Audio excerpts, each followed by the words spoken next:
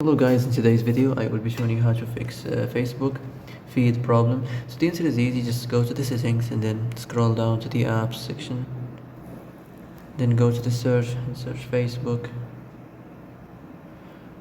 And then go to the storage and here you will find this clear cache option, click on it.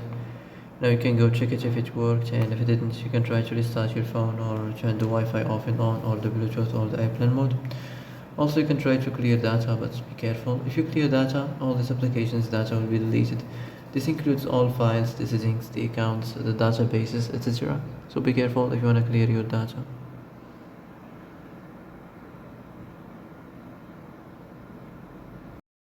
And that's it for today's video. I hope this is the answer you've been looking for. If you like this video, don't forget to like and subscribe. And see you in the next video. Thanks for watching.